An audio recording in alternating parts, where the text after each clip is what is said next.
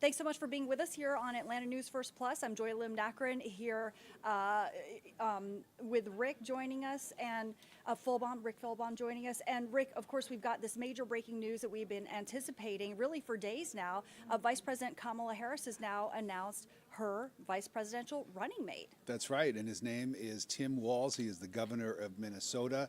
It's a name that a lot of people were completely unfamiliar with only days ago, and we didn't even think that there would be a vice presidential nominee or new pick on the Democrat side because, of course, we thought that Kamala Harris was going to be vice president to President Biden. But once he dropped out of the race about 3 weeks ago and Kamala Harris slid into the top of the ticket, it has been a very sort of a race to figure out who her running mate was going to be. We know that she spent time over the weekend with all of the top candidates and really only decided perhaps as late as this morning on a final pick on deciding that it was going to be Governor Walz. Now, a little bit about him. He's 60 years old. He has a very interesting background, having served in the Minnesota National Guard. He was in the U.S. Army. He enlisted. He was also a 6-term member of Congress before running for governor successfully. He is in his 2nd term as governor. But before he got into politics at all, he was a teacher, a public school teacher. He taught geography. He was the high school football coach. And so this is someone who has a very varied background. And I think that the reason why Vice President Harris chose him is because he provides some balance to the ticket. As a white male, he is someone who can stand up next to her, an historic presidential candidate as the first woman of color to run for president. And they can balance each other out, not only in terms of demographics, but also in terms of geography. We know that Vice President Harris is originally from California, San Francisco. Painting her as a San Francisco liberal has been one of the avenues that the Trump campaign has taken to try to paint her as being too liberal for the United States. But here comes Governor Walz, who is from the Midwest, and he, is a gun owner and an avid hunter. And he has a history of working across the aisle with Republicans. And so I think that her hope is that he can help her with some of the voters who might have voted for Democrats because of Joe Biden, feel uncomfortable with him on the ticket, and then maybe were a little bit unsure after he dropped out of the race. Now with another white male on the ticket with her, someone who might be able to help those voters feel more comfortable voting for a Democrat again. He's from Minnesota. That's a pretty blue state, but obviously Minnesota geographically is right near Wisconsin and Michigan, and those are 2 key states, Joy, that anybody that wants to win the White House has got to win. So I think that she's looking at him as somebody that can help put her over the top. Yeah, no, absolutely. And I actually spent 3 years living in Minnesota, Minneapolis, as I was coming up as a journalist. And it is interesting you point out that historically voters in Minnesota have voted blue, Democrat. But it is, like you say, upper Midwest. And certainly the residents of Minnesota, I would say, share a lot of the common values with their neighbors across the Midwest. Like you said, certainly Second Amendment rights, gun ownership, and so forth. So, yeah, I mean, a very, very strategic move. Yeah, I mean, and he also has a record of being very pro-military. He has helped when he was in Congress to pass laws that were very helpful to military veterans, and so that's something that they'll be able to talk about. Another interesting aspect of his biography is that he and his wife have 2 children, both of whom were conceived via IVF, which is something that an issue, reproductive rights, including in vitro fertilization, something that has been talked about quite a bit, and that some state legislatures are now putting up major restrictions against, and that's something that Kamala Harris is hoping to be able to talk a lot about as a way of differentiating herself from the Republican ticket and President Trump, who of course was responsible for appointing the Supreme Court justices who helped to overturn Roe v. Wade. That's a big contrast that I think we're going to hear a lot more about. And Governor Walz will now be able to talk about his own family story as a way of explaining to the American people why, in his view, reproductive rights and IVF rights are something that should not be taken away. Yeah, and you know, I would say just, I don't want to editorialize, but just as an individual, and we're all voters, right? We, you know, we don't bring our opinions to what we do, but you know, I would say that when a politician has a personal connection, a personal reason for their stance, it can make more of an impact with voters. Oh, absolutely, and that's what we're going to see over the next week or so, because we know that starting tonight in Philadelphia, Vice President Harris and Governor Walz will be taking off on a 7-state tour, sort of through the battleground states. These are the states that could go either way. In November, including our state here in Georgia. There was a stop that was scheduled for Savannah. I understand that because of Tropical Storm Debby, the scheduling for that stop here in Georgia is now being reworked, and so we don't know exactly when they're going to be here. But Georgia is one of those sort of battleground swing states, and so I think we should expect to see Governor Walz and Vice President Harris making stops here over the next 90-plus days. We are really in the home stretch, Joy, and you know, you having covered big campaigns of presidential elections in the past, you know that normally this is a process that is much more drawn out, but it's all compressed now because of President Biden's decision only a few weeks ago to back out of the race and leave it to Vice President Harris, who very quickly consolidated support among Democrats. Last night there was a virtual roll call where she officially reached the threshold, the number of delegates needed to become the Democratic nominee. So they did that ahead of the Democratic convention, which is going to be held later this month in Chicago. And so this is the ticket now. It's Harris and Walz. We should get used to saying that. And we're going to learn a lot more about them. And we're going to they're going to be scrutinized too. Oh, I mean, Governor Walz is now, his entire record is going to be looked at, and you can bet that Republicans are going to be looking for ways to attack him and paint him as a liberal, just as they have tried to do with Vice President Harris.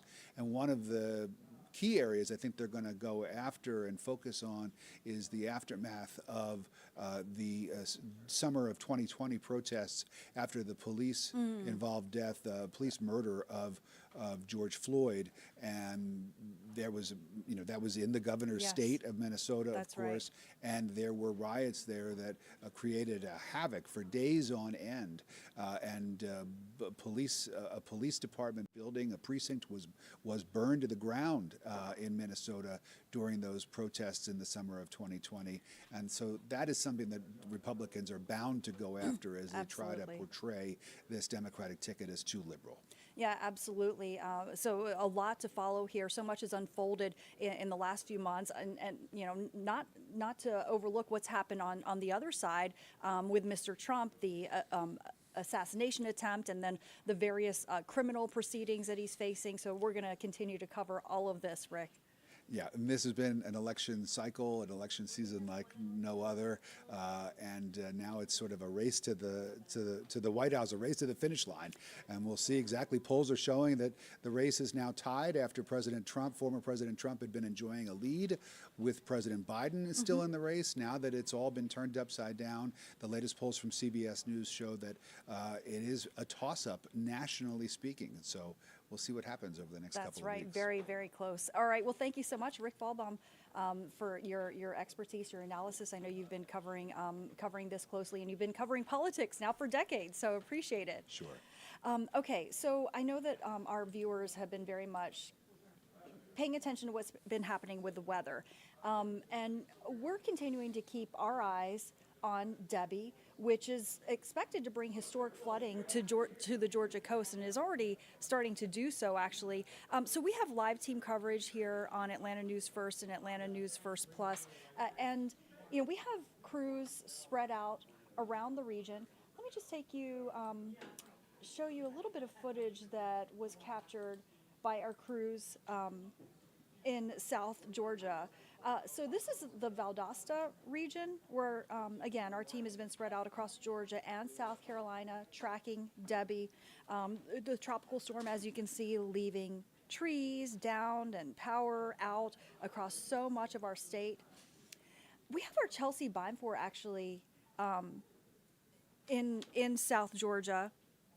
If we can, Chelsea, are you able to hear me? Let's see. I can hear you, Joy. Good morning. Good morning, Chelsea. You're such a trooper. I saw you reporting late at night in the storm, and here you are in the middle of the destruction, bright and early for us. You've been doing this morning. What's the latest there? Well, it's a much different scene, a better scene for the most part in Valdosta today. As you can see, it's not raining, it's not windy. Today it's just a little muggy out here and sunny as people begin the cleanup. But this is the most type of damage we've seen across Valdosta in South Georgia.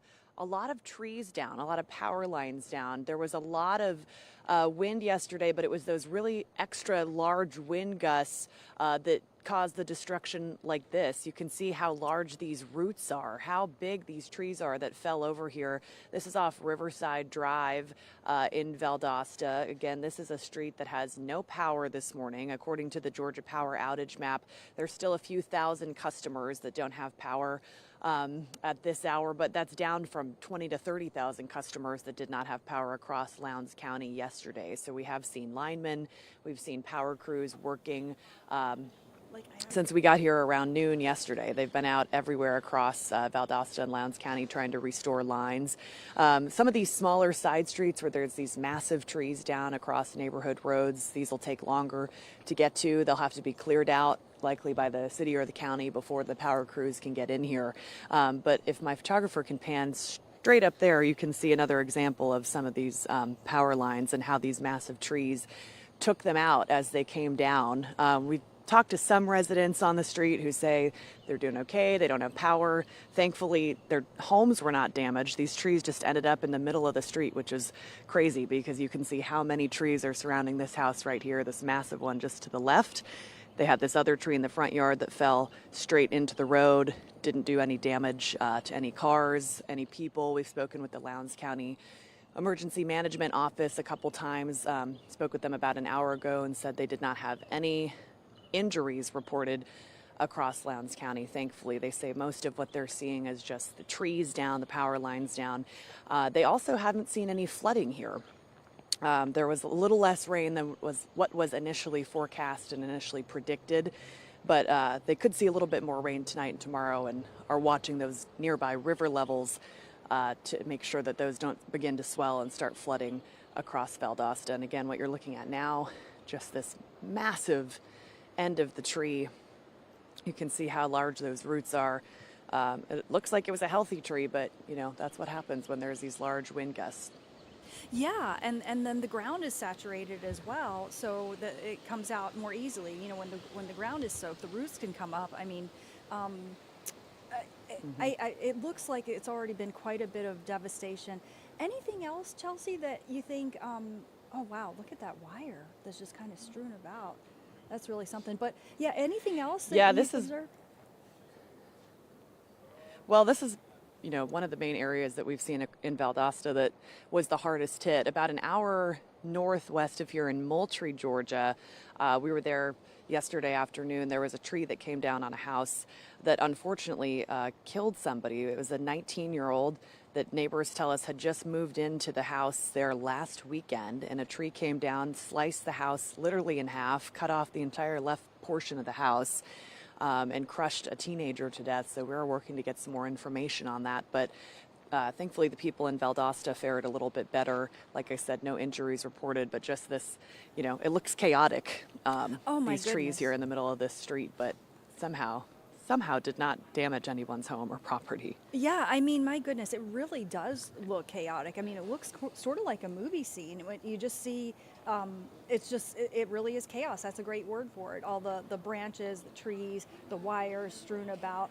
I don't know if you've had a chance to speak with people, because I'm sure many people have either evacuated or they're hunkering down. What's kind of the mood there from what you've been able to gather? Yeah, we just talked to the person that lives in this house where this tree fell into the street. He just pulled out of his driveway, and he was, I would say, still a little bit shaken up. They don't have power, trying to get things together, but I think mostly just relieved that he and his family are okay. We spoke, there's another gentleman up the street that was just waving at us from his front porch, looked like he was kind of trapped in his home. I mean, it's passable, it's walkable. He wouldn't be able to drive out of here right now because there's actually 2 trees down. There's this main one that you're seeing close up, and then another one just a couple, probably 100 feet behind it, that's kind of trapping 3 or 4 houses here as far as getting out with a car. So this is going to obviously take, chainsaws and trucks to come in here and get all of this cleared out before this road will be passable again. And we've been speaking with the city and the county, and they're trying to get to all of these as quickly as possible. Obviously trying to get the main roads cleared first and trying to get power lines restored as well. There was a road, North Valdosta Road, a mile or so from here yesterday, that was closed for hours because a bunch of power lines on the right side of it had come down. So they had to make sure that those were not live wires, that people weren't driving over them. So they had to close that road for a while to get that power restored. But again, this neighborhood, power still out on this street, Riverside Drive. You can see, all these power lines that came down with these trees. So could still be a while before these are restored, Joy. Absolutely, absolutely. Chelsea, any final thoughts on this before we let you go? Sad day in Valdosta, but lucky for many people that no injuries and deaths were reported here. So they fared so far, a little better than what we're seeing on the coast. I know Cutter Martin is up there in Savannah today. I know Madeline Montgomery is going to be live for us later in Charleston with some more damage reports from there. Yeah, no, absolutely. Well, thank you so much, Chelsea Bime, for reporting in South Georgia right now. And as Chelsea mentioned, we've got crews around the area. And I want to show you the preparations underway right now. And there is help on the way to coastal Georgia, coming a lot of it coming from here in Metro Atlanta. And particularly the power concerns, right? So Atlanta News First reporter Rebecca Schramm has more from Georgia Power's headquarters. She tells us that several of our local crews are already in South Georgia trying to help. To have crews in position so that once the storm moves out, they'll be able to move in and help where needed. Take a look. We got a peek inside Georgia Power's Storm Center. They sent one of their mobile command centers to the Georgia coast to stage just outside the eye of Tropical Storm Debby. We also got a look inside the state's Emergency Management Center, where state agencies and private companies are coordinating disaster support and recovery. The state is under a level 1 activation, meaning those affected by this storm will have full access to state resources. A spokeswoman for Georgia Power tells us team members are closely monitoring the situation. This could end up being an historic amount of rainfall. With heavy rains does come flooding, and so flooding does create a really unique situation with the power grid, but we are prepared to restore the power. We have mobile command centers, we have drones, we have new technology that can switch and change the power where it's out to restore the power quicker than before. Other resources from Metro Atlanta in position include the American Red Cross and the Salvation Army. They'll be ready to assist people who need it for help with their homes and their families. In Atlanta, Rebecca Schramm, Atlanta News First. Thanks so much to Rebecca for that report. Okay, let's take a look at this scene in Charleston, South Carolina. And that city has declared a state of emergency just for the amount of flooding that they have been expecting there. Atlanta News First Madeline Montgomery is there in downtown Charleston with a look at the conditions. We're standing here at the Battery, a historic seawall in Charleston, and the water has actually been getting so high. It's been coming over this 12-foot seawall here, splashing over the top of it. And this is an area that is known for flooding here in Charleston. That is because This whole part of the city was actually built up of oyster shells way back in the 17 and 1800s. So it's a super low-lying area, very prone to flooding. That's why you're already seeing these road closed signs. This whole section, the city is just not going to risk it when it comes to cars trying to drive down here once the flooding starts. So they have these signs secured with the sandbags because of the intense wind that is whipping out in this area and because of the water they are expecting. And you can already see water starting to settle down on the ground here. Now, this area is known for the beautiful historical homes that sit out here, and they're just used to the flooding that takes place. So a lot of them already have sandbags surrounding them. And we actually had the chance to speak with a group that was out and about, and they said it was honestly ominous seeing all of the houses and businesses shut down just preparing for the storm. I've never seen anything like this. All the lights of the houses are off, and then you got like sandbags next to the doors. I really feel like I'm like in a like Last of Us, like apocalyptic movie type thing. It's actually, that part's kind of freaky, I'm not gonna lie. We will be sticking in Charleston throughout the morning, throughout the day, keeping you updated with what Debbie brings. For now, reporting in Charleston, I'm Madeline Montgomery, Atlanta News First. Thanks so much to Madeline for that report. Okay, let's continue our team coverage with First Alert meteorologist Cutter Martin. And Cutter, you've been in Savannah. You know, we checked in with you yesterday, and it was raining pretty bad. It was already a bit of flooding there. What's it like right now? Well, rain has slowed temporarily. We're kind of in the eye of the storm, so to speak. Of course, it's kind of lost, you know, that big scary center of the storm that you may see on TV sometimes. But we're in the center of the circulation, still drizzling. But the problem is, even though we're getting a bit of a break, the damage has already been done, so to speak. This is actually a private property, a church, and we're in their back parking lot. Of course, we didn't go around any barriers, any private property signs. But this is a sanctuary and obviously a sacred space. And on this Monday, going into Tuesday, after a church Sunday, we are looking at quite a bit of flooding on this property. I'm going to zoom in here again. That's church on the left-hand side. And then as we kind of pan back to the right, this is what looks like their storage facility. And there's a creek or a drainage area that runs back behind this property, and it appears that it has overflowed with that water now coming onto the property and not in the church, it looks like. However, what I will say is that water was higher last night, and the fact that water is already in these storage buildings and it is very close to being inside the churches, it probably was higher. In fact, I'm going to go and take my phone off the mount here. You're going to have to bear with me a little bit. I can actually show you that high water line. See that line of soot and kind of that black line above where the water actually is? That's how high the water got last night, a good 3, 4, 5 inches higher than it is right now. So it's come down, but it was higher. That means water was much higher inside that storage facility, and hopefully there's no, vital property in there. Also means that with how high the water is around this church, very well could have had water in the church last night. Keep that in mind. 3 to 4 inches higher last night. It probably was up to the bottom layer of the brick there, and that part of the sanctuary, the church, sits even lower. There's still standing water there, and likely, water was at least threatening to come in last night with torrential rain, and we had some 40, 50-mile-an-hour wind gusts as well. It was a pretty stormy evening, pretty crazy stuff here across Metro Savannah. But right now we're in just a bit of a break. Break will not last forever. We're in the center of the circulation now. What's going to happen is this will pull away, and we're going to get rain, potentially heavy rain on the backside of the system, and water has nowhere to go. It is fully saturated. Rain has soaked the soil, and now any additional rain that falls will run off. And the secondary problem is most of our areas that collect water and kind of hold it safely to keep it out of roads and homes and businesses, those are full as well. And we've seen creek flooding. We've seen even some, small little river and bayou flooding, tributary flooding onto roadways. So if those areas that are responsible for evacuating water out of an area, if those are flooded, and they can't hold anymore, not a good sign, Joy, for any potential heavy rain that we may have later this afternoon and this evening. And since we're here anyway, I'm going to go and flip the camera back around. We're now on the front side of this church. This is a main drag, Montgomery Street. Again, one of those drainage areas on the left-hand side that is full. Right-hand side, we have another drainage area that appears to be full as well. And this is what backs up to the church. This is perhaps the side entrance that we're pulling up to. We're not going to go all the way down, though, because the water is deep. But just to give you an idea of the scope of the flooding on this property and around this church, that's a lot of water.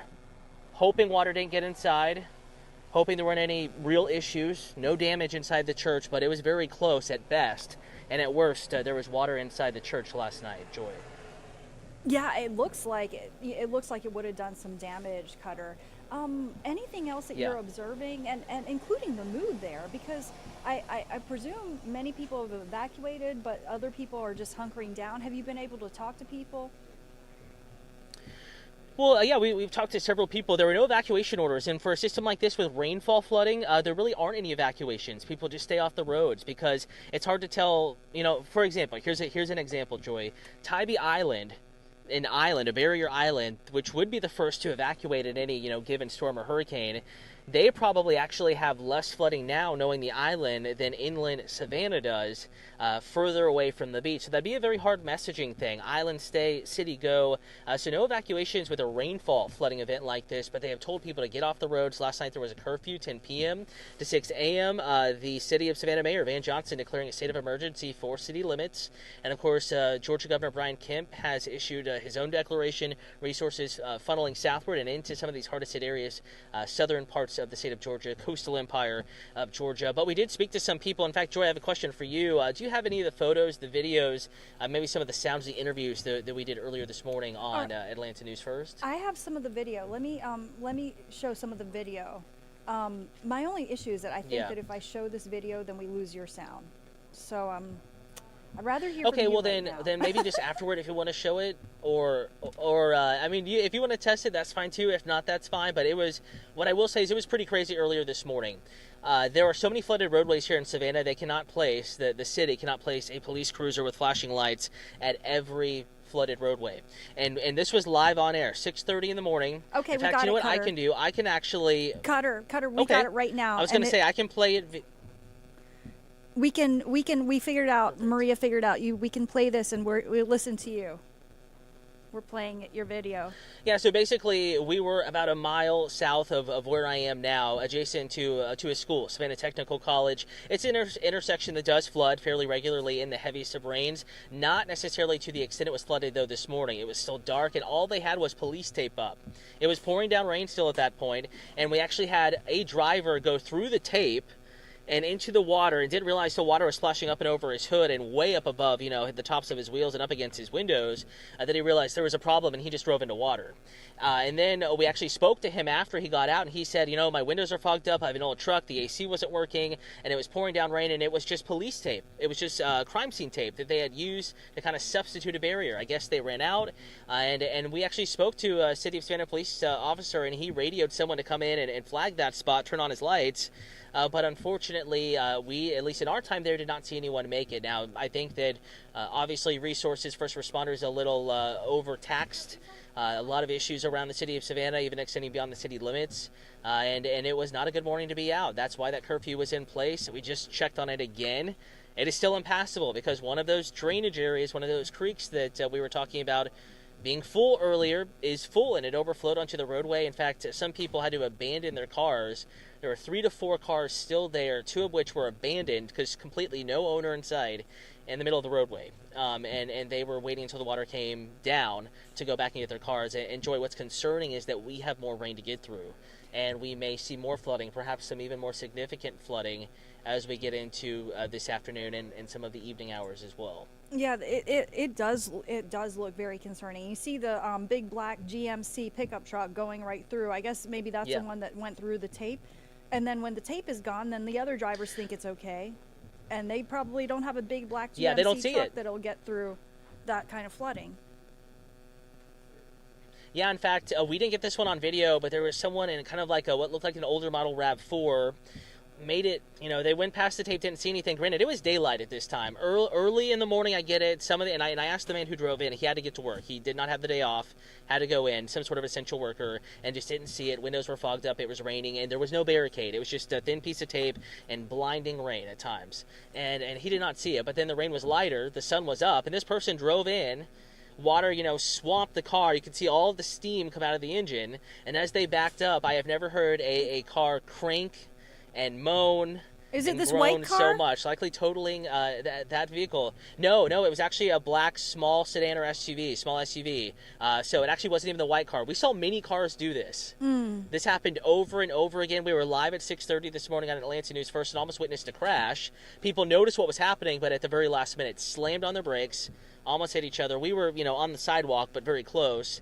And it was a crazy sight, and that's, it may seem crazy, and it was in the moment, but this happens all the time with flooded roadways, which is why they're still saying, hey, if you can, work from home, don't get on the roads, especially because even though the rain has slowed down, there's more rain coming, and it's still flooded in many areas. Yeah, I mean, it really looks treacherous. Like you guys always say, turn around, don't drown. That's a saying. Yeah. So we're playing that video, and then we're going to go on to another piece of video that you shared earlier this morning. Let's see. And this was a little bit. This is seems to be nighttime video, or I guess pre-dawn video, I should say. So what can you tell us about what this we're could seeing be here? the. Yeah, so the video you played earlier, I'm gonna have to ask you because I can. If we're streaming on YouTube, I can go and pull up the stream to get an idea. Was the first video? Did you see cars driving into the water? We did, and now in this second video, we saw a black car drive in and then back out, and that might have been the one that you were talking about that made that sound. And this seems to be, an intersection that has, you can see the yellow tape on the ground. It looks like somebody drove through, and it's got the pedestrian crosswalk and everything. Some yeah. So flashing the lights. video, I'm actually watching the stream. So if you're watching somewhere else and you have any questions, comments, concerns, YouTube is the place to be. I have the YouTube stream pulled up. The video you're watching now, yes, that was this morning, and the video you may have been watching before might have actually been the exact same scenario, but about 3/4 of a mile to the north, and it was actually about 12 hours earlier. So we've seen this all over the city and off and on for the past 24 hours, Joy. So it's been a pretty sightly scenario, so to speak, here across Savannah Metro. And I will say probably some of the worst rainfall flooding I have seen in some time as far as its extent and duration. This water just isn't draining, whereas yesterday, as soon as it stopped raining, the water started to go down. Today, it's lightened up, but the water is not draining as quickly, and any more rain we get is only going to add to the flooding woes across the Savannah Metro and really beyond. I know we have Madeline up in Charleston. She's dealing with the same issues, if not a little bit of worse flooding up in those parts. Yeah, it is. It looks like it's really causing a lot of issues down there. Any other observations, Cutter, before we let you go?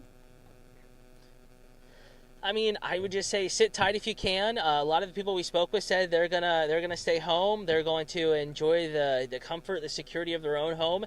Power outages have been fairly spotty. Now there have been a couple limbs down, a couple trees down, and there have been some isolated to scattered outages. It did get very windy for a time last night, but I would say the majority of people still have power, so they can stay at home, enjoy some television. One man said he went to the liquor store yesterday and is just enjoying a Tuesday off and staying safe, staying home, and just avoiding the mess. And anyone who's streaming from these locations that are being impacted, I suggest the same as far as just staying home, relaxing, finding something on TV, or reading a good book. Also, the fact that this is a marathon storm, not a sprint. We're having more rain this afternoon and this evening. Might get a bit of a break tonight, and then it's possible we could have a third or fourth round of widespread substantial rain into our area, and most certainly more rain coming for Charleston. This is a very unique system that put on the brakes. Basically, Joy, the winds way up above our heads help push these storms in and then get them out of any neighborhoods and communities. They've lightened up, and without those winds howling above our heads, moving the clouds, these systems tend to sit and spin and can move kind of erratically. So we're going to be dealing with this, hearing about it in the news for sure for the next few days. Absolutely. Thank you so much, First Alert Meteorologist Cutter Martin, with that live report from Savannah. Talk about hearing about it in the news. That includes from our sister station in Savannah, WTOC, and we have Andrew Borton joining us. And Andrew, you guys are on the front lines really of what's happening. What can you tell us?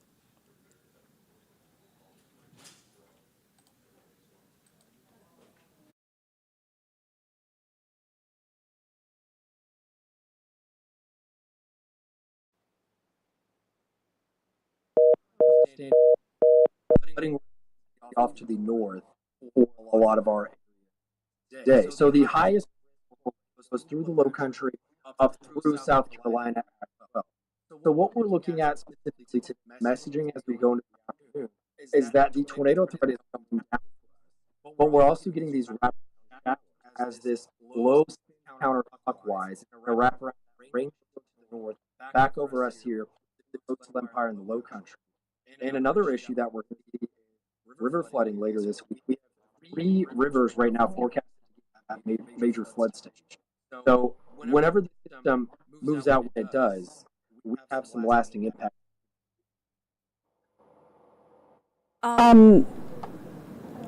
What else are you watching for with this, and what should people really be most concerned about? Yeah, I would say don't let your guard down. Wise, I think the rain and the highest accumulation behind us.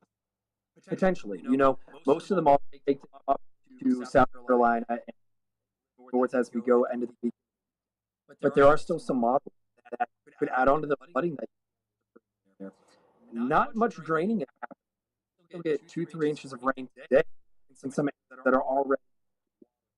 And with that, we could have some issues that you're at your threshold of what you can handle in your neighborhood or your business. Well, what happens if you get just on top of that? We could see that here this afternoon. The time for us to be trying to fall in Savannah specifically is kind of ending. Andrew, I apologize. We're having a little bit of technical difficulty hearing you, but we so appreciate you sharing the latest with us that you can from Savannah, Andrew Gorton. I want to bring it back here to First Alert meteorologist Courtney Jacobazzi, and we're looking at the radar here. What does this mean? What does what we're seeing right now mean? Yeah, so this is probably what Andrew was discussing a little bit, the latest on the storm as it is continuing to hang out over the coast, very slowly meander. By the way, if y'all don't follow Andrew Gorton on Twitter, you should, because it is a fabulous feed, and he always reminds you that it's Wednesday, that you're halfway through the week. When I tell you I quite literally live for those tweets, I live for them. So go give him a follow on Twitter, Andrew Gorton. Wonderful meteorologist. All right, so let's talk about the latest on Debby here. We have this storm that is continuing to very, very slowly crawl along the coast. The center very disorganized within this storm. You might notice if you look up into South Carolina, just north of Charleston, tornado warning in effect there. And that is one of the impacts that you typically do see in landfalling tropical systems on the right side, which is why here at home we were just so lucky, so blessed to be put on the left side of the storm. Because of how far we are inland, you don't necessarily have to worry about that storm surge impact that can be on the backside of these storms as it moves over. So places like Tampa, places like Sarasota, the Big Bend region of Florida, so Steinhatchee, where this made landfall yesterday morning. As those storms move inland and they're rotating counterclockwise, you'll get the severe weather and heavy rain on the front, but then as the back comes and scoops up the water behind it, that can create that extra storm surge threat on the left side. However, when you are landlocked like us, and you're on the left side of the storm and you don't have the ocean to get pulled in by the storm, you actually get very minimal impact, which we have just been so lucky for. You drive 3 hours towards the coast and it's a completely different story. In fact, we had a beautiful day yesterday. So let's take you through what's happening right now. All those green boxes that you're seeing, those are flash flood warnings. I'm sure you've seen some of the images as we've given you this coverage here on ANF Plus, that you saw some of the images of the flooding in the roadways in places like Savannah. Madeline Montgomery is in Charleston, which is continuing to get very heavy rain. Charleston more than likely going to have the greatest impact in the coming days from this storm, as it's going to take really the brunt of this in the coming days. Here's a look at the rainfall accumulation over the past 24 hours. So not only the Georgia and Carolina coastline are we struggling when it comes to flooding, we also have seen flooding into central Florida, Sarasota, Tampa, Orlando. They also had some tornado warnings there. As that storm paralleled the coast, it brought all that heavy rain on the right side of these storms and also that threat for severe weather. So Debby's impact extending hundreds and hundreds and hundreds of miles, again, from places like Naples all the way through Tampa, of course, the Big Bend region of Florida, and now into South and coastal Georgia and the coastal Carolinas. I want to bring you in a little bit closer and just show you some of the estimated rainfall totals. These are not official. We'll continue to get official rainfall reports from the National Weather Service offices in the Carolinas and here in Georgia as we go through the coming days and hours. But we do have at least an estimated rainfall total of about 8 inches inches in Savannah, about 10 inches in Hilton Head, and over a foot of rain in parts of South Carolina, just south of Charleston. In the Charleston area, again, as of late, just under 10 inches of rain, or just over 9 inches of rain, I should say. But that white and gray area that you see, that could be rainfall totals over a foot. So that is not out of the question. These are all just queries from specific points that I put my marker on. So these rainfall totals kind of just an estimate here for the coastline and the inland communities. Of course, notice through Beaufort, through Charleston, you have those kind of inland areas, those little bays that extend out from the island. They're kind of their own little islands, the barrier islands. Those received lots of heavy rain, and even that storm surge threat, because those are extremely low-lying areas. I'm not sure if you've ever visited the coast of the Carolinas, but very low-lying areas, very marshy as well. So as the storm surge made its way inland and continues to, that was causing some problems for some of the homes along that area. Now, a lot of the homes along the coast like that and in the barrier islands are raised because of events like this, but still going to cause some problems for those homeowners there. And obviously rainfall totals like this going to cause huge problems in the flooding department, which we have seen in Savannah and in Charleston already.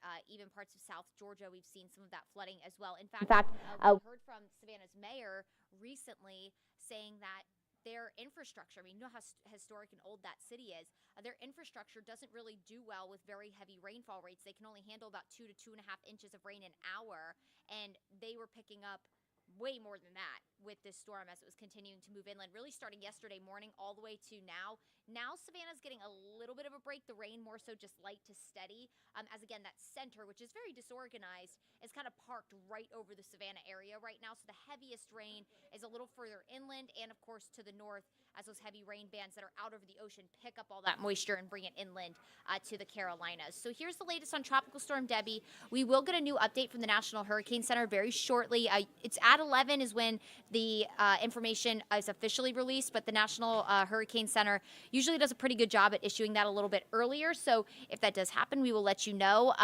Not exactly sure what that's going to show us. It might show us a weakening of this storm, but it also might show that this storm is slowing down. It did slow down as the latest advisory. It originally was moving northeast at 7, now 6. That is a very slow crawl, which is essentially, or was really the biggest concern with this storm, that it was moving really at about 13 to 15 miles per hour at its fastest, but then it slowed down as soon as it ran over land into South Georgia. Its steering current extremely weak, and when storms slow down like this, that prolongs and really enhances the inland flooding threat and of course the storm surge threat as well along the coast. So here's a look at the latest forecast cone. Again, we'll get a new one shortly, but I doubt it's going to change all that much at this point. But what we do know is that later tonight, the storm will continue to move off to the east. Instead of northeast, it'll shift more so easterly, and it'll move off the coast, which will give Savannah a little bit of a break. However, places inland, more like Waycross area, just inland about maybe 30 minutes to an hour drive, we'll still get some of the rain that's starting to develop on the backside of the center of the storm.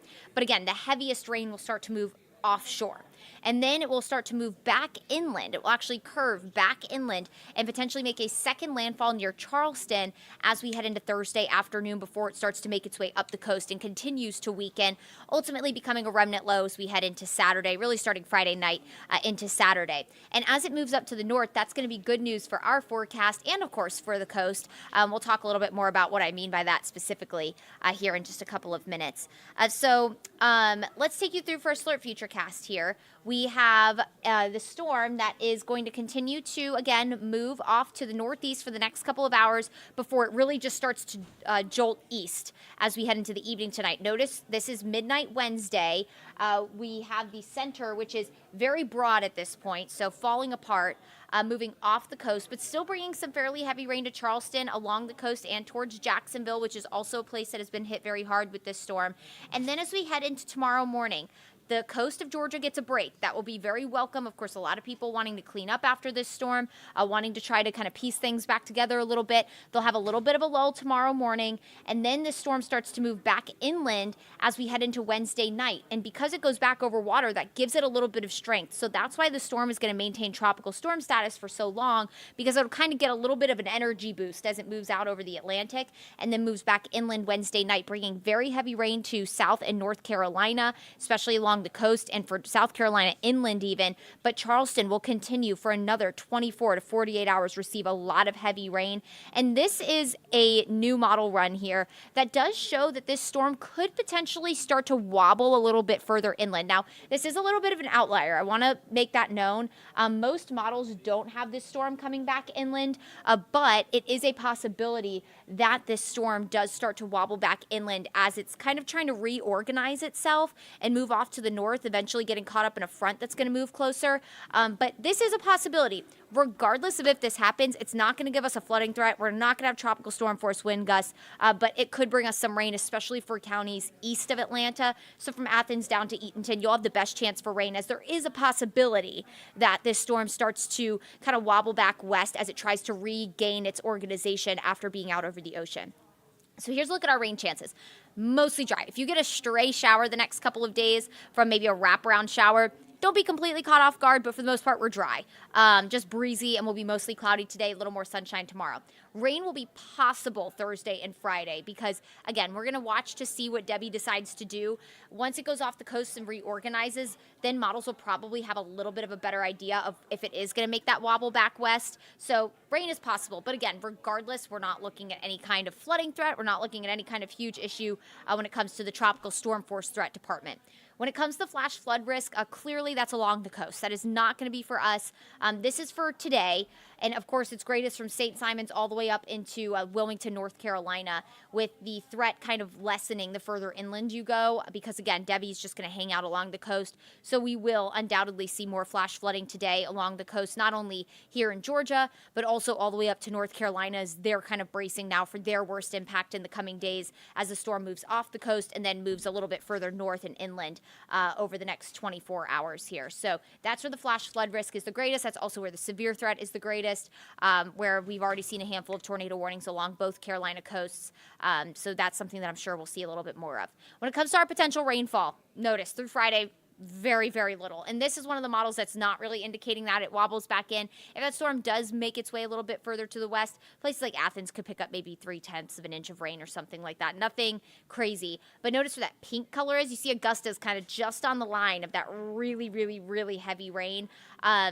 The further to the coast you go, where you see that purple color there, that could be indicative of 5 to 10 inches of additional rainfall, which isn't necessarily likely, I don't think, for Savannah, but they will pick up at least another 5 inches of rain. 10's kind of on the higher end, but still some very heavy rain yet to fall along the Savannah coastline. When it comes to wind, we're going to have another nice and breezy day, which honestly just makes the day feel nicer. Again, we are just so lucky with where we are in relation to Debby. We are on the cleaner side of the storm, and our weather has actually been fairly pleasant. Very different story the further west you go, or further east you go, excuse me. So when it comes to today, our wind gusts will generally be between about 10 to 20 miles per hour, but the further south and east you go, you could experience gusts upwards of 20 to 25, maybe close to 30, especially in places like Athens and Eatonton. And then as we go through the day tomorrow, we'll look at a widespread 15 to 25 mile per hour gusts with, again, the further east and south you go, you're just closer to that center of the storm. You'll have the higher impact in terms of wind, where you could experience gusts 20 to 30 over the next 48 hours here. Now, as we head into the rest of the week, here's where the good part happens. Debby is finally going to make her exit from the southeast and start to make its way up the Atlantic coastline, which is going to bring some rain there, but it'll be a remnant low, so it's not going to bring crazy wind. Not expected to bring major flooding to the northeast, but it will bring some extra rain. So Debby is going to continue to move up the coast, and as it does so, a cold front will also be starting to move in from the north, from like the Midwest region, and start to push into the southeast. So this front is going to kind of merge with Debby, and essentially we'll have dry sinking air on the backside of these lows. That's the most wonderful part of tropical systems. If you're lucky enough to get on the backside of these storms when they move off to the north, behind an area of low pressure like that, you get something called subsidence. That means sinking air. And when air sinks, it creates a drying trend. So dry is exactly what we're going to be as we head into the weekend. We'll get some lower humidity to move in. And so as Debby moves north, we're getting the drier air on the backside of Debby to bring that lower humidity. But then the cold front's going to move in and reinforce that dry air and give us just a really pleasant Sunday. It's going to be really, really nice. Not going to feel so much like summer, but it'll feel maybe like an early taste of fall, especially Sunday morning. as we head into the weekend. So let's show you what I'm talking about here. The dark orange and the orange colors, that's really high humidity, but by Saturday afternoon and evening, so Saturday morning, it's still going to feel pretty soupy out there, but by Saturday afternoon into the evening, you'll notice that drop in humidity through the day. So if you're heading out to breakfast on Saturday, maybe walking the dog Saturday morning, it's still going to be muggy. But if you have any evening plans Saturday, it's going to feel like a completely different day out. And then Sunday, from start to finish, that dry air settles in. Now, along the coast, unfortunately, still going to be a little more muggy there. That dry air doesn't always go onto the coast so easily, but really just a pleasant start to Sunday. Here's a look at that weekend forecast, by the way, because I think after this busy week weather-wise, whether you're here at home, I mean, here it's been nice, but obviously a lot of you I know concerned about friends, family, or just simply what's happening with our neighbors on the coast. The weekend will look a lot better, really statewide. Here at home, we're looking at the low 90s, but look at Sunday morning. Yeah, we're waking up in the low to mid 60s. I haven't looked, but I don't know the last time we were in the low to mid 60s, but it's probably been a while. But lower humidity by Saturday night, and then really comfortable on Saturday morning, and we'll just have a slightly cooler temperatures in the mid to upper 80s and dry Sunday. There'll more than likely be a little bit of a breeze with that front moving in, so you put all those things together, and what more could you ask for? Just super, super nice. So I do want to talk about our storm count. Obviously, we added on to that with Debby. Officially became a hurricane before making landfall, so now that brings our hurricane total to 2. And I just want to let you know, obviously it's been a little bit of a slow start to the year, one of the slowest starts we had in about 10 years. It took us longer than normal to get a named storm this year, but that doesn't necessarily mean that the rest of the season is going to be quiet. In fact, there's another disturbance that we're already watching out in the Atlantic that looks like it'll probably make its way more so towards the Yucatan Peninsula, but something we're still watching. We've had 4 named storms this year, and one, of course, major hurricane, which was Beryl, not too long ago. So here's a look at the storm names that we've already used. Of course, we had Alberto, we've had Beryl, we've had Chris, and we had Debby. Chris kind of went under the radar, no pun intended. Chris developed in the Gulf very quickly and then fell apart. But it managed to make it to a named storm.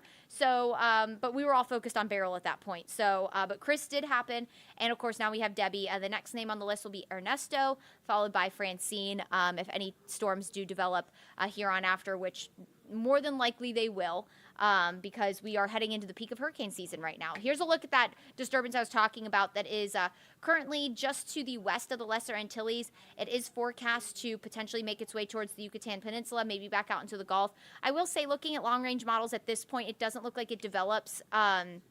So right now, not super concerned about this for anyone along the lower 48, but we're still going to be keeping an eye on it, again, because we are heading into the peak of hurricane season. The water's very warm. We've pretty much gotten rid of the Saharan dust that was suppressing activity. I almost just tripped off this box.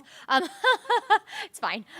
So the Saharan dust that was out coming off of the African coast was taking over Florida, and then it was taking over parts of the Gulf, Texas, here at home over the weekend. You might have noticed the haze in the sky. That was the Saharan dust. So that limits tropical activity, and that's starting to dissipate now. So the water's plenty warm. There's very little wind shear. The Bermuda high is strong, which helps steer these storms, and in fact helped steer Debby to where it went. So we're going to really need to be keeping an eye on the tropics, I think, in these coming months, just because of the conditions in the Gulf here and the Atlantic. So here's a look at where we are in terms of hurricane season. Notice this is the time of year where we typically do see the greatest uptick in tropical activity. So we will be keeping a very, very close eye. Don't let this slow start to the season set the precedent for the rest of the season, because we have seen seasons go well beyond hurricane season, in fact, get into the Greek letters. You remember that when we had Zeta, Eta, all that kind of stuff? That actually won't happen anymore, by the way. They thought that was a little too confusing. So now they have a new list of names if we do go beyond our name list. And the names are very interesting, a little more millennial. You could definitely tell the millennials are entering the chat at the National Hurricane Center. But we'll talk about that when the time comes, if it comes. We will hope that it doesn't. But we are starting to make our way into the time of year where we see the most uptick in hurricane tropical activity, I should say. All right, everyone. So that is the latest on Debby, the latest on our forecast here at home, what kind of to expect in the coming days. We are so lucky to have sister stations across the Southeast who are able to give us a little bit more of intensive coverage on the storm and exactly what's happening in their area, so we can kind of bring those places to you here on Atlanta News First Plus. And I believe, Joy, you are going to introduce our next meteorologist from Tallahassee. I am. am, and I can't wait to hear about the millennial names. But I guess we'll do that. We'll do that a little bit later. Okay, I want to get now to our next. Our next segment, which is with Cameron Ayer, who is with our sister station WCTV in Tallahassee. And I understand that in Tallahassee, you're dealing a little bit more with the aftermath. So maybe that gives us some insight for people who are still bracing for the impact. Yeah, Joy, can you guys hear me well? So, sorry. Yes, we hear you. We hear you. Go ahead, Cameron. Sorry. Great. I want to make sure you guys can hear me. Yeah, so we went through Hurricane Debby yesterday. We were at WCTV in Tallahassee, Florida, so we cover the Big Bend of Florida, also some South Georgia counties. It was a pretty interesting setup. Debby kind of cut our DMA in half. So our western DMA, our western counties, they barely had a sprinkle, while our eastern counties had a couple of flash flood emergencies yesterday. So we had some pretty heavy rainfall. We had some gusty winds, as you can imagine. Thousands of people without power, some high storm surge values close to the coast. So I was actually about 30 miles to the east of Tallahassee yesterday doing some live shots in one of our counties that borders Leon County, which is where Tallahassee sits. And it was amazing to see just how different the weather was from downtown Tallahassee, where it barely rained, to 30 miles east. We had 8 inches of rain and 60-mile-per-hour gusts. So it was a very weird setup there. And as you guys know, the further west you get from that system, just by a few miles can make all the difference between tropical storm conditions, hurricane conditions, and just a regular old weather day. That is so fascinating that you're talking about just the stark difference between, one part of your market and another part of your market. I was just talking with Courtney a little bit as well about the devastation that some of your area suffered from Idalia, which was, I believe, in August of last year. And I understand that where the storm actually made landfall was Steinhatchee, Florida, which is in your area. So what's that been like to be, just recovering from Idalia and then have this other storm? Exactly. Yeah. So thankfully, people that we've talked to down there so far have said it hasn't been as bad as Idalia last year, which obviously Idalia was a major hurricane, a Category 3 storm, but it was also a little bit further to the north of where Debby made landfall. So the storm surge value was actually worse in Idalia for Steinhatchee. Still, we've had some downed trees into homes, so that's obviously some sad news there. And as far as I know, at least in our coverage area, we haven't had any reports of major structural damage. And that is different, of course, than with Idalia last year. So it's been a storm, that's for sure. But thankfully, it hasn't been as bad as the one that was coming through here last year around this time. So it was August of 2023. So almost 1 year to the day from Idalia to Debby. Yeah, that is incredible. And Courtney was just telling me, because Courtney Jacobazzi, our first alert meteorologist, who our viewers heard from a little while ago, she had been down in Steinhatchee, and she was just observing. I'm not sure if you have insight into this, that they had kind of avoided major hits from storms for quite some time, and it kind of had been another part of your viewing area that had really bared the brunt of a lot of these storms until last year when they got hit with Idalia, and then now you've got this. Do you think that the infrastructure is in place, the preparations, do you think that maybe it caught people off guard to some extent? I mean, obviously you guys do a great job forecasting and giving people as much notice as they can, but it's like, I think back to when there was significant snow in metro Atlanta. They didn't handle it the same way as when I was living in Boston, because it's just not a thing here, right? So exactly. So I wonder about that. Yeah, well, I'm from central Alabama, so I can kind of attest to that. When it snows, even a few flakes, people kind of freak out for that. So I can definitely attest. But I will say, moving here to Florida, hurricanes, even in a place where hurricanes aren't necessarily expected, like you mentioned, the Big Bend of Florida went several years, really decades, without a big storm. And then Idalia came through, and now Debby's coming through. So a little bit of a shifting there. But even here, people are very prepared and they are very resilient. I know yesterday The major road in the town that we were in, both directions were blocked but down trees. And when I say within 20 minutes, all the trees were cleared from the road. The road crews were out there working. The power crews are still today out there working. Thankfully, now we're on the western side of that circulation, so we're getting some dry air here in the Big Bend. So crews out there working still. One thing that we're concerned about right now with the kind of recovery is that now we're on the western side of the system. We're drying out, the sun shines back, and we're going to be back in the upper 90s by tomorrow and Thursday. And people without power, that's obviously going to be a dangerous situation there. So that's really the focus at this point. We haven't had major damage compared to Adalia from last year, which is great news. But now we're trying to get people's power back on as those temperatures go back up into the upper 90s by tomorrow and Thursday.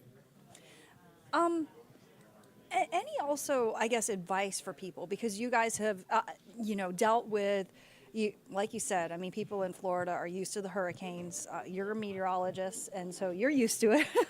But any advice for people? People have anxiety, they have fear. Some people don't take it seriously at all, and maybe they should. What advice do you have for our viewers who might be watching right now? Yeah, definitely listen to your local officials, your local trusted weather sources. I know that many people will get on Facebook and just tweet and post just outrageous scenarios with these tropical systems, and that really goes to effects with snow systems and severe weather systems. So just get your weather information from a trusted source and listen to your local officials. If there's evacuation orders, if there's shelters open, just kind of listen to those people and just kind of write it out together with them, and just be careful with what you share and what you see on social media. I'm sure you guys know that very well over in Atlanta as well. People can get on social media and just cause hive storms, and that's just not good for anybody. So just get your weather information from a trusted source and get your local officials' sources as well. Absolutely. Well, thank you so much, Cameron Ayer, First Alert meteorologist in Tallahassee, Florida, with our sister station there, WCTV. I apologize. I think your name is Cameron Aaron, and I just changed your name. I apologize. Hey, it's all good. It always trips people up, and you're fine. No, it's all me. It's all me. I'll blame it on Debbie. How about that? Yeah, that's good. We're all kind of in Debbie brain right now. Let's call you Cameron Debbie. How about that? I appreciate you guys for having me. Thank you so much. We appreciate your insight. We so appreciate your analysis, your forecasting, all of that, and your experience that you've shared with us. Thank you again. Thank you. Okay, so let's talk a little bit. I want to show our viewers just some of the preparations that have been taking place for this storm. Okay, here in Georgia, we talked a little bit about how Georgia Power has been getting ready for everything that's been happening, and they've got actually help on the way to coastal Georgia, a lot of it coming from right here in the metro Atlanta area. And Georgia Power's headquarters has been very busy. They actually have crews in South Georgia at the moment, just standing by to prepare for whatever and address whatever does come up. And we saw in some of the reporting with, for instance, Chelsea Bimefor in Valdosta a little bit earlier, how there was just power lines strewn about, trees down. So I want to get to this report by Atlanta News First Rebecca Schramm from Georgia Power's headquarters. Georgia Power's response is in full swing. They wanted to have crews in position so that once the storm moves out, they'll be able to move in and help where needed. Take a look. We got a peek inside Georgia Power's Storm Center. They sent one of their mobile command centers to the Georgia coast to stage just outside the eye of Tropical Storm Debby. We also got a look inside the state's Emergency Management Center, where state agencies and private companies are coordinating disaster support and recovery. The state is under a level 1 activation, meaning those affected by this storm will have full access to state resources. A spokeswoman for Georgia Power tells us team members are closely monitoring the situation. This could end up being an historic amount of rainfall. With heavy rains does come flooding, and so flooding does create a really unique situation with the power grid, but we are prepared to restore the power. We have mobile command centers, we have drones, we have new technology that can switch and change the power where it's out to restore the power quicker than before. Other resources from Metro Atlanta in position include the American Red Cross and the Salvation Army.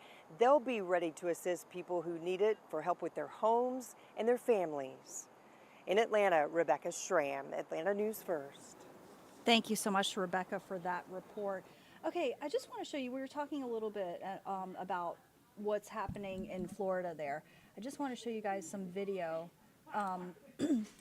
We were just talking to Cameron Aaron down in Florida in Tallahassee about some of the devastation there, and we were talking about Idalia. So I wanted to show you this video, and this actually shows a restaurant and some cottages in Cedar Key, Florida, that were nearly destroyed by Hurricane Idalia last year. And look at this. Now they're dealing with flooding once again. That's what we were just talking about with Cameron Aaron down in Tallahassee. So it's really been a tough time for people there. And so, again, Debby is now a tropical storm, but obviously still bringing powerful winds and heavy rain. And to both Florida as well as Georgia. We've shown you how folks in South Carolina are preparing. And again, as we've mentioned, the storm has now turned deadly. Officials confirming at least 4 storm-related deaths in Florida and at least 1 in Moultrie, Georgia as well. I want to get to reporter Laura Aguirre with more.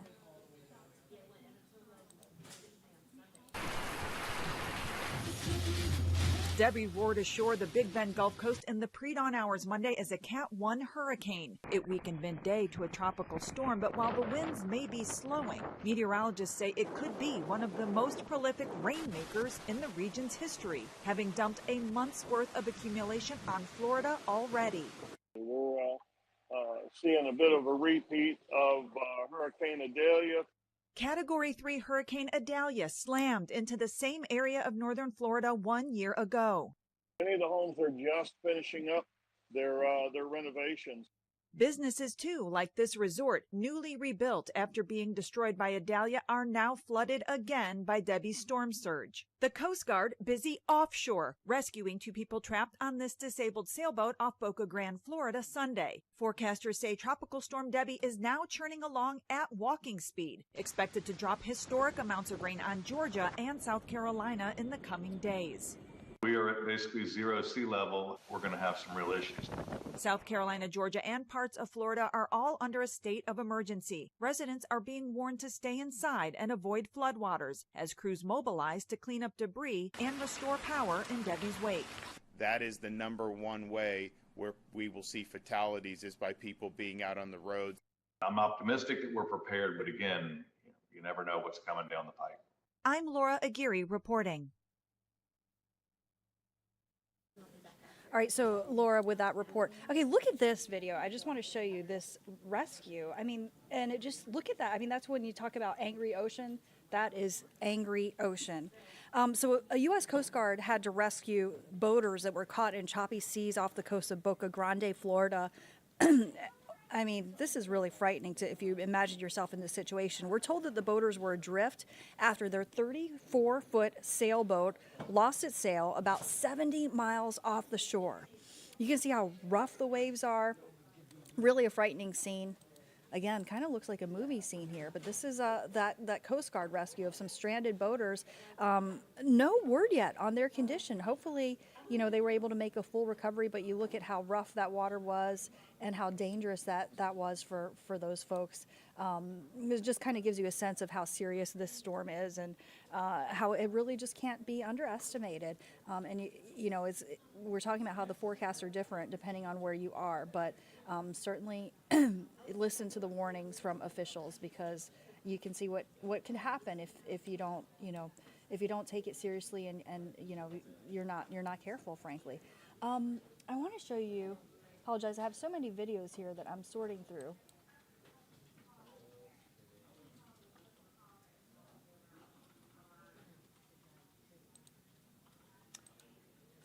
Okay, I want to get now to a report put together by our Bridget Spencer, who, let me just show you some of the other flooding from Florida, so you just kind of get a sense of how significant this has been, the historic flooding.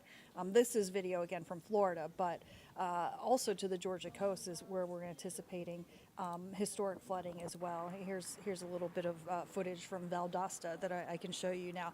But as we're preparing for all of this, there's some strangers that are going out of their way to use personal resources to try to help others recover from Debbie's wrath. They're called ServCom, and they have trailers with needed equipment lined up, ready to go. Let's get to this report by our Bridget Spencer at Kennesaw First Baptist Church. Sometimes all someone might need is a simple shower. This shower is fully contained. We don't need power. Michael O'Brien understands that. That's why he founded ServCom, a nonprofit organization that stands at the ready to deploy resources. He also knows he could get that call to come to South Georgia any minute now. Typically, we bring showers, laundry, and food.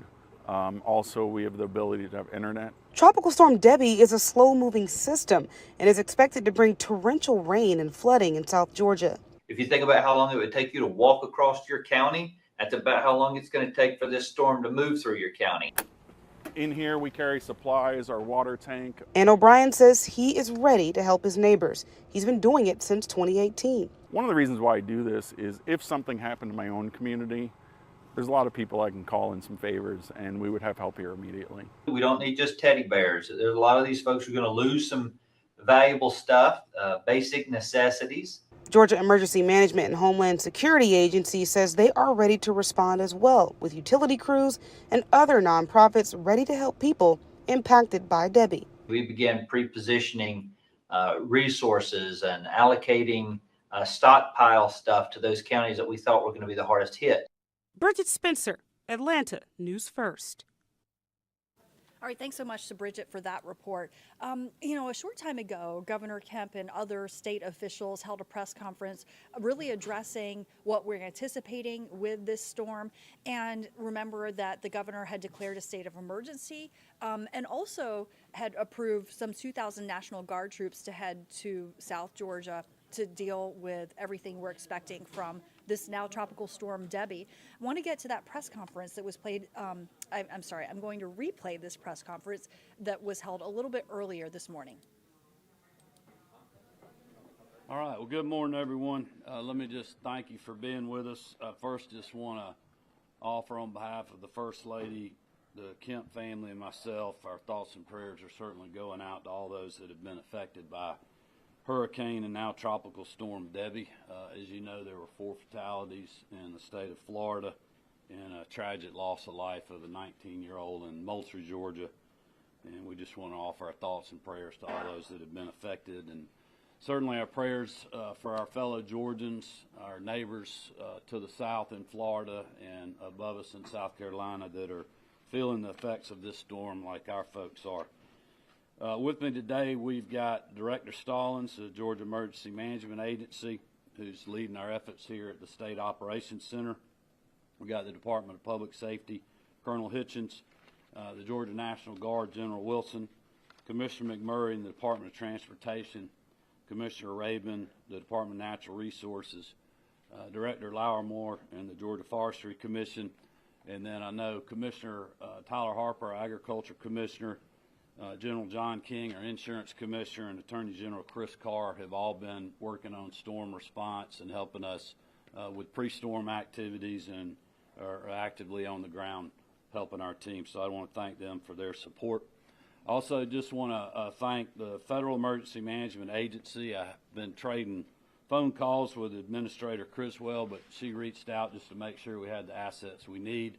I know Director Stallings has been in touch with her folks, and they are embedded here with us in the Operations Center, and we're grateful for that. I had a call yesterday with Rear Admiral Schofield of the United States Coast Guard discussing our ports and their response to help us with other activities post-storm moving through, so I certainly appreciate that. As you all know, Debby made landfall as a Category 1 hurricane in Florida yesterday and continues to move through our state and into South Carolina, is now a tropical storm. We've had a heavy impact on southeast Georgia with heavy winds and certainly a lot of rainfall. Just to recap what we've done on the state side so far, at my direction, Director Stallings activated this State Operations Center over the weekend to monitor the storm's process and coordinate with all the relative state agencies as well as our local officials down south. We issued a state of emergency on Saturday, making state resources available to local governments and organizations within the impacted area. I issued an additional executive order yesterday enabling the Georgia National Guard to deploy up to 2,000 National Guardsmen if needed. Last night, I pre-approved positioning of a couple of hundred guardsmen to South and Southeast Georgia so that we can move in quickly if needed. Last night, we also had a pre-disaster emergency declaration approved by the President for evacuation and shelter only. This does not include storm response funding or other things. It's just to help us with evacuation and shelter. Our assets are continuing to be staged, and our personnel are embedded in local emergency operations centers in the affected areas. We've got the Department of Public Safety, Department of Natural Resources, Forestry Commission folks, Georgia DOT teams ready to deploy and are being deployed right now in affected communities. We continue to coordinate with our utility providers who have been absolutely great partners, Georgia Power and our EMCs, as well as other contractors who are responding as we speak to prepare for and repair power outages. Right now we have roughly 47,000 people without power, but while the storm has left us a little bit of a hole, if you will, in some of the affected areas, there's a lot of work going on right now to get power back on before this storm potentially circles back and dumps a lot more rain on us. So I just want to thank our utility partners. One request that I have for our citizens in the affected areas, I hope you would be patient with us. Do not let this storm lull you to sleep, as a lot of affected areas right now are not experiencing rain and high winds, but both models are showing that rain will come back, potentially in the worst case scenario in a big way. Give us time to clear roads, get power crews in, help with any emergency efforts that we need to do in the local communities that the local communities are doing, and just try to stay off the roads today if you can. The quicker we can get in there and get work done today while the rain is away will be helpful to us. Also, have patience with our first responders and our utility crews. As you know, our last storm, we lost some hard-working Georgians from the Department of Transportation that were responding to storms, and also a lineman. So this is dangerous work for them, and if we can keep the roadways clear, allow them to deal with as less headaches as we can, that would be greatly appreciated. Also, the ground being very saturated, we've seen not only here, but in other parts of our adjoining neighboring states where trees have fallen, hitting vehicles. So if you don't have to be out, just please don't be out. Be weather aware. Be in places in your home that are as protected as you can be from the potential of fallen trees and the kind of devastation that they can bring. We expect the area, 50 to 70 miles from Savannah to continue to be affected by this storm. Places, obviously, Chatham County, Effingham, Scriven, and others that are in that area. The two models that we're watching, and Will Langston's with us, the state meteorologist that can talk to this further if we need to. The two models that we're watching, the best case scenario, we're going to get another 4 to 5 inches of rain on top of what we already had. The worst case scenario, we may have another up to 8 inches of rain. So unfortunately, I don't believe this storm is done with us yet. Even though South Carolina is getting hit harder than we are right now, we know that this is going to come back around, and we'll be prepared for that. But I just want to make sure our citizens understand that this event is not over. And Director Stallings and General Wilson will speak more to what their efforts have been, and then certainly we have the whole team up here that can answer questions. The last thing I'd also like to say is our hardworking farmers and agribusiness folks out there, we have heard from them as well. We know that this weather event is going to affect a lot of the crops that we have in the ground, cotton, peanuts, our pecans, and certainly timber. We're aware of that, and we'll continue to monitor those efforts, as I know Commissioner Harper is doing on the ground right now. So with that, I'm going to turn it over to Director Stallings. He'll go to General Wilson, and then we'll be glad to answer any questions you have. Thanks, sir. Thank you, Governor, First Lady, for being here with us today. We appreciate your efforts and the quick response. As the Governor mentioned, he signed a state of emergency on Saturday, which allowed us to move a lot of resources. I've spoken with several of you over the last couple of days, and we've talked through some of those resource allocations, but certain things that you don't think about, we're very proud of the efforts, are just by pre-positioning a lot of those currently around the state. We've got 18 water treatment facilities that are running off of generator. And that doesn't sound like a whole lot of effort, but you can't move those things during storms. And so by the governor signing these things early, that's just one resource allocation that we were able to get out there in advance so folks have running water, they're able to get wastewater moving, and keep yesterday behind us and moving forward with some recovery efforts already. We have a lot of state resources out ready to respond. So if you have needs, as you ask, as the governor mentioned, stay off the roads so we can get our folks there.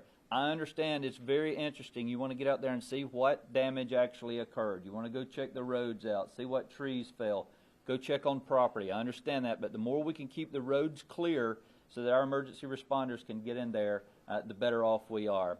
And the last thing I'll say from the State Operations Center is just because, as the governor mentioned, the center of this storm has created a little bit of downtime for us to get in there, we stand ready and are going to continue to monitor. So we're not going to let this little bit of downtime make us think that we're out of the woods yet. So there's still a lot of water to come. We do have a lot of resources out there, and we are ready to handle whatever's coming. With that, I'll turn it over to Major General Wilson. Sir, thank you. Hey, well, good morning. Hey, so this morning we've got about 300 soldiers and airmen that are postured forward in our local armories and from southeast Georgia all the way north to Augusta, just standing by to provide whatever support is required. We're certainly, our capability and capacity is scalable. The governor's authorized up to 2,000 guardsmen if needed, so we're ready to respond if required. We're really focusing on manpower, additional manpower. We've got lots of high-wheeled vehicles, and we've got a pretty robust logistics capability within the Georgia National Guard, so we're certainly ready to provide whatever support is required. Anybody got any questions for any of this group or myself? Update on the port? Yeah, ports are closed right now. Brunswick, Savannah, and Charleston. And from what Director Stallings was saying, Charleston's probably going to be closed for a while. They're getting a lot of rain right now. But that's what we'll continue to work with the Coast Guard on. Also, bridges with DOT inspections and other things. And but right now they're closed. Governor, as the sun's coming up, is it turn out to be what you expected, more of a flooding event and not a wind event? Is that maybe Director Stallings talk about that? Yeah, do you want to speak more of that, or Will? Yeah, and as Will has briefed, it has definitely been a rain event. We never anticipated high winds for extended periods of time. We knew this was going to be a water event, so that's the majority of how our resources were prepared to respond. We just copious amounts of rain. I know you were saying that right now, and I think it's hard to predict, but the rain with recovery could be weeks. With where we're at right now, is it still looking like that? And Governor, will this state of emergency continue through that time? Well, I may let Will speak to how long he thinks the event. I mean, obviously, a lot of flooding will be a day, 2 days, 3 days after is rivers and creeks crest, and we see the full effects of the storm. But we'll have the state of emergency as long as we need it. I can guarantee you that. And this team will be working every single day as long as we need it. I mean, I think we've been very fortunate in some ways that we're getting a little break right now and are able to go in and the loss of power that we had with some of the stronger winds, hopefully we won't see any more of that. It'll just be a rain event, which there's a lot of issues with that, very dangerous with trees falling and other things that people need to be very aware of. But hopefully if we can get back in today, and I know our power crews, I know Kim Green with Georgia Power is on the ground today.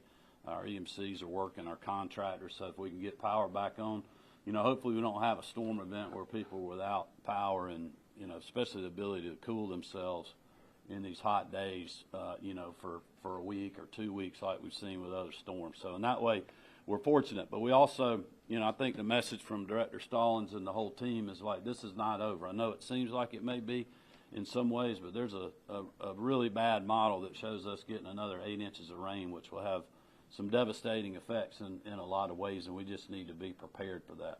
Will, do you want to speak more to what you're seeing on the weather?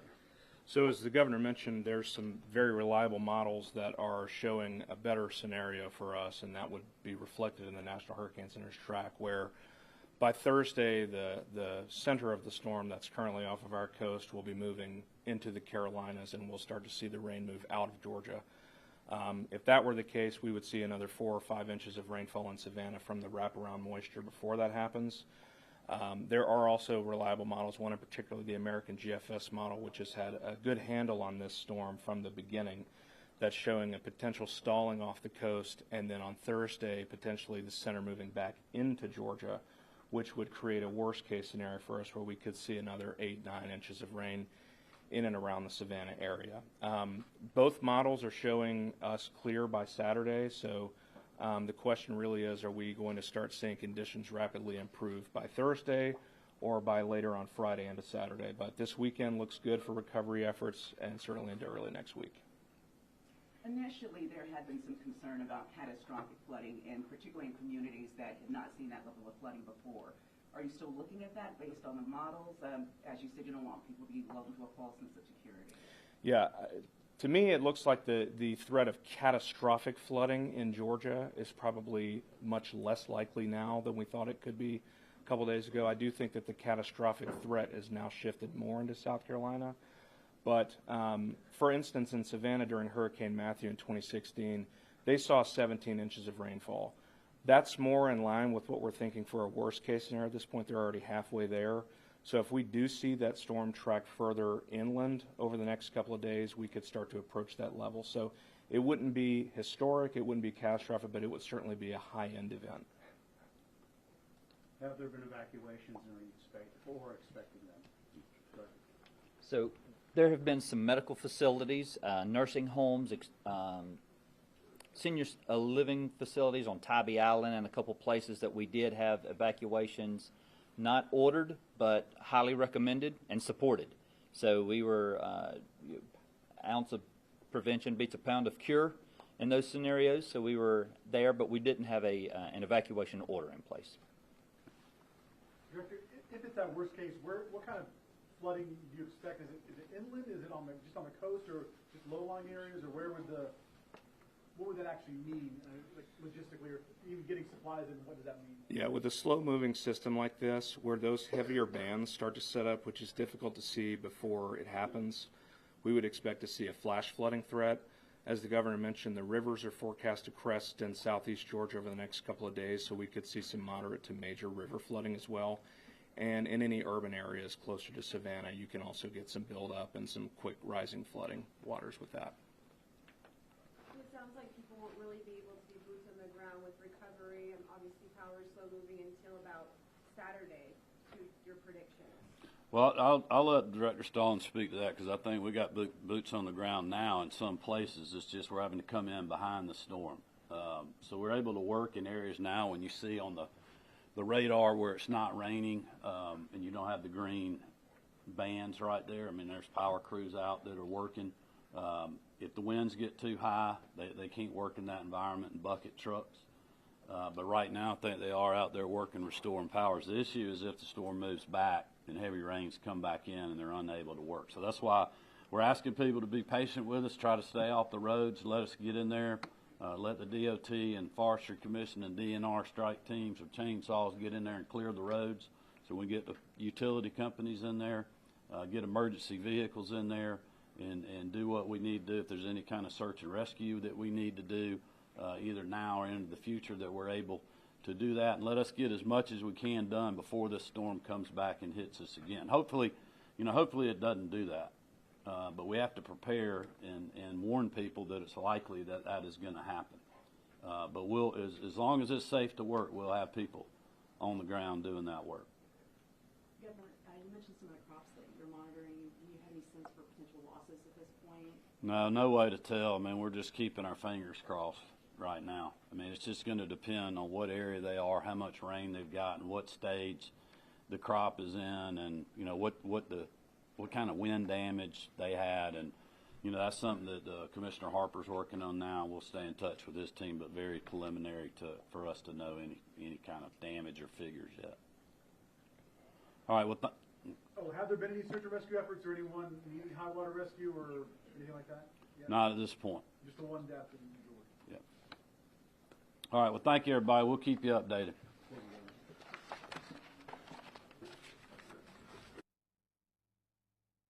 Let's take a look at some of our other headlines that we're following, because, of course, we've been doing the extensive coverage on Tropical Storm Debby. Here we are with anchor Brooks Baptiste joining us. And the big news of the day, apart from Debby, is Vice President Kamala Harris announcing her VP pick. Yeah, you know what, Joy? We had been waiting to see who was going to be the person. We knew it had been narrowed down to two. Well, I should say three, but then we had heard from sources that it had been narrowed down to two.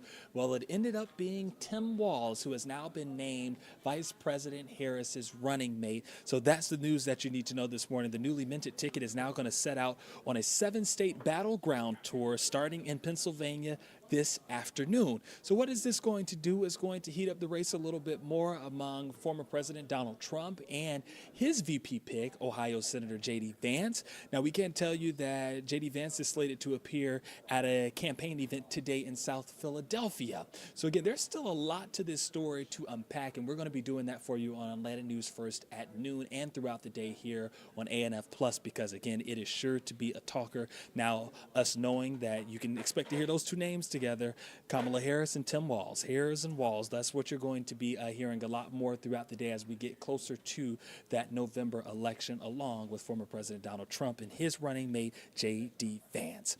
Also, we're staying on top of breaking news this morning, where we're working to gather new details about a deadly shooting that took place at the W Atlanta in downtown. Atlanta police telling us that there happened to be a fight on the 26th floor of the residential side of the property, and police say it started as an argument between two men, one who was leaving, another who was just arriving. The man ended up being shot who was leaving, and the other man was taken into custody for questioning. So right now, we've had Atlanta News First Don Shipman staying on that story, and he's going to have more details for us throughout the day. Now, school is back in session for so many districts, and today is no different, because we actually saw Calhoun City Schools, Gainesville City Schools, Gordon County, Haralson County, and Rabun County Schools all go back today. But at Atlanta Public Schools, this is who you're looking at right here. This is Dr. Brian Johnson taking oath as the superintendent for Atlanta Public Schools. He replaces interim superintendent Dr. Danielle Battle, and he is planning to reveal what his first 100 days in office are going to look like. So, of course, we'll be waiting to get all that great information, but he is officially the new leader at the helm of one of the biggest school districts in Georgia, just in time for the new year. And you know what, Joy? For a lot of people, the past year or two with Atlanta Public Schools in that district, they've been waiting to get that permanent person that was going to be there, and Yes. they believe that Dr. Johnson is going to be the man for the job. And he has told us that he even has a child of his own that happens to be a part of the Atlanta Public Schools district. So he says he is not going to let it fail, for sure. And that's what we have for you, Joy. All right. Well, thank you so much, Brooks Baptiste, with a look at some of the top stories that we are following today. And I see we have the radar up here showing Tropical Storm Debby, which, of course, is one of the big stories of the day, weather being the major story of the day. First Alert meteorologist Courtney Jacobazzi, I know you've been really busy, not just today, but really, I mean, you're always busy, first of all, but especially this week, just keeping an eye on this storm. I know it's a lot of concern. We heard that press conference from Governor Kemp and officials. People are preparing for the worst and hoping for the best. Right, absolutely. And that was, that's the case with any storm, especially landfalling storms. Of course, we were talking the potential for historic flooding along the coast in places like Savannah. Official rainfall total is not going to be done for another at least 24, 48 hours, as they are still going to deal with Debby over the next day or so. Some new information from the National Hurricane Center that I want to get you to first, and you're actually looking at it. Unless you are following this very, very closely, you're not going to notice what I'm talking about. But now with winds of 40 miles per hour, so it is a very low-end tropical storm at this point. In order for a storm to become a tropical storm, other than the anatomy part of it, where it has to have that center of circulation to a certain degree, but usually, or a tropical storm has to have winds of 39 miles per hour. So this is just on the cusp of downgrading from a tropical storm to a tropical depression. However, this is starting to move more easterly, so moving off the coast, which it is forecast to do. It's forecast to move off the coast in the coming hours, and that's where it'll get kind of its second wind before making a second landfall along the South Carolina coastline. So that is what we're going to be watching here, but a good sign from the latest update from the National Hurricane Center with that more easterly turn now. So this storm is starting to make its way off the coast, but notice on the back end of this storm, that rain shield actually a little larger than a typical tropical system, where the heavy rain band on the back end of that is going to kind of carry inland. So that's kind of what Savannah is waiting for next, and parts of coastal Georgia. They're waiting for that rain on the back side of that storm that will get essentially swept over as the storm continues that easterly move away from shore, and then it'll ultimately move back onshore. Here's the new forecast cone from the National Hurricane Center. This also shows that it could potentially start to speed up. It looks like it will now start to move inland along coastal South Carolina as we head into late tomorrow morning, or tomorrow evening rather than Thursday morning, and then it will continue its trek up the Atlantic coastline as we head into Friday morning, impacting places like North Carolina. Of course, North Carolina is still going to get impacts even before it directly moves through the state, but it will be, at least the center of it will be in North Carolina by Friday morning. So this did show a slightly faster move back onshore, and we will just continue to monitor it. But look at Wednesday morning, going back to winds of 50 miles per hour, and before making that second landfall, winds potentially at 60 miles per hour. So there's that kind of second wind that the Atlantic, the very warm waters of the Atlantic, where the Gulf Stream runs along the coast, very warm kind of band of water along the Atlantic coast, that's going to help kind of revamp this storm before it goes back inland. And the good thing about this, with it moving a little faster offshore, the National Hurricane Center now reporting that the rainfall totals in places like Savannah, we're not looking 25 plus inches. We're looking at a general 4 to 8 inches of rain with maybe isolated amounts of an extra foot of rain, which is still a lot of water considering they've already picked up over 10 inches of rain in some spots, unofficially, of course. But that is going to result in more flooding. But the highest totals, we're now looking in the Carolinas. So they're looking at a widespread 15 to 20 inches of rain, with 25 to maybe 30 inches of rain possible along the Carolinas as this storm, again, will continue to bring the outer rain bands today, and then that storm will make a direct hit in the coming days. So that's the new information from the National Hurricane Center when it comes to Tropical Storm Debby. Just barely a tropical storm, but that shift off the coast that it is starting to take, that will help re-strengthen the storm as it moves over the open waters of the very warm Atlantic before curving back inland in the Carolinas. So let's take you through First Alert Futurecast here. Notice overnight tonight, that's when that storm will be pushing off the coast, but still bringing heavy rain. Remember, that rain that's on the left side of that system, the left side of the center, is going to sweep across coastal Georgia and continue to bring heavy rain from Jacksonville all the way up into the South Carolina coastline. And then it moves inland again tomorrow morning. You'll get that western eye wall to start to move back inland. This will continue the storm surge threat for parts of South Carolina and also southern North Carolina, and of course the heavy rain threat and that potential for severe weather. See that heavy band of rain that is moving just south of Raleigh here tomorrow night? Within that band, you're going to get the potential for storm surge along the coast, flooding rain, and also maybe a brief isolated tornado that you get in those outer rain bands in that far right upper quadrant there. So again, the threat for flooding and severe weather will really shift to the Carolinas, which we do have Atlanta News First Madeline Montgomery in Charleston, so she'll be able to give you some live images from there in the coming days. And then it's going to kind of do what it did to Savannah, to the Charleston area. It's going to sit there and move very slowly before it starts to move north as we head into a Thursday night. So several hours, really over 24 hours, kind of sitting over South Carolina before it starts to make that move to the north a little quicker as we head into late week. It'll get carried up the coast as we head into Friday. So here's a look at some of the rainfall totals. Again, potentially in Savannah, another 5 inches of rain, but more than that is possible. And these heavy tropical downpours, models aren't ever going to depict exactly how much rain some areas are going to pick up, because these downpours, it's within a tropical system. So there's a lot of moisture for these showers and essentially a few rumbles of thunder to take advantage of and drop very heavy rain. So this is kind of broad brushing it. But again, we'll look at a general 4 to 8 for Savannah with maybe some isolated higher totals of about a foot. But you can see kind of where the pinks and reds start showing up along Charleston, Myrtle Beach, Columbia, into Charlotte. That's where the highest rainfall totals are. And again, this is kind of broad brushing it. Definitely think places like Charleston, Myrtle Beach, Wilmington are going to pick up more than just half a foot of rain over the coming 24 hours or so. Now, I do want to talk about this before we get to First Alert Meteorologist Cutter Barton, because he is on standby in Savannah for us. It's also going to be breezy. Here at home, we're looking at 15 to 20 mile per hour gusts, but notice places like Eatonton, maybe a 30 mile per hour gust there.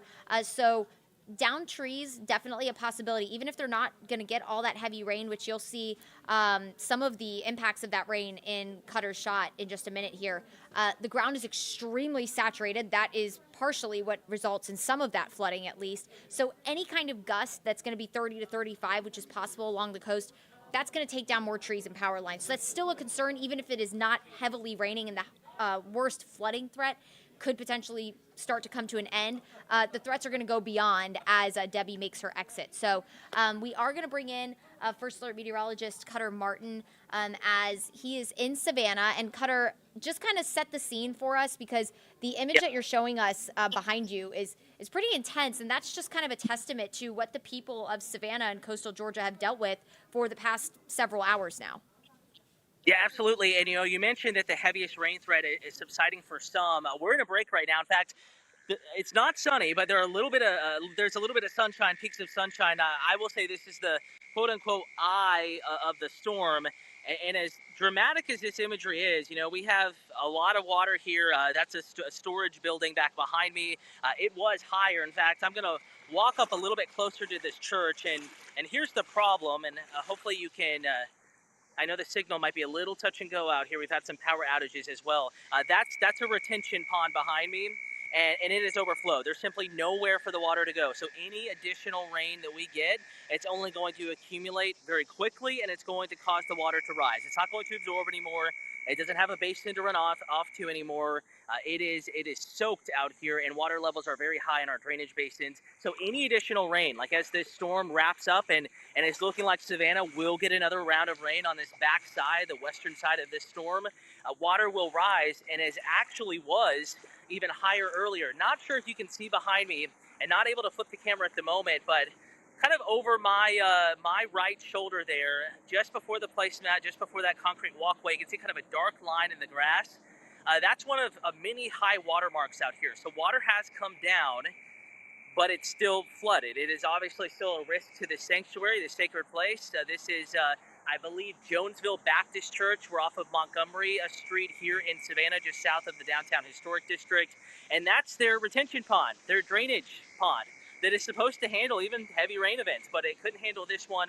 They sandbagged all of the doors. I don't know if they had to do that in the middle of the night last night when it was absolutely pouring, or if they did that like as a precautionary measure earlier in the day yesterday. City of Savannah, Chatham County, and surrounding kind of municipalities and suburbs were handing out sandbags and had sandbag stations. So we're not done yet. It's certainly improving out here, Courtney, but we're worried about that backside. Some of that rain already trying to wrap back in from inland portions of coastal Georgia, set to be into Savannah a little bit later this afternoon and this evening, and it could once again reinstigate some of this widespread flooding.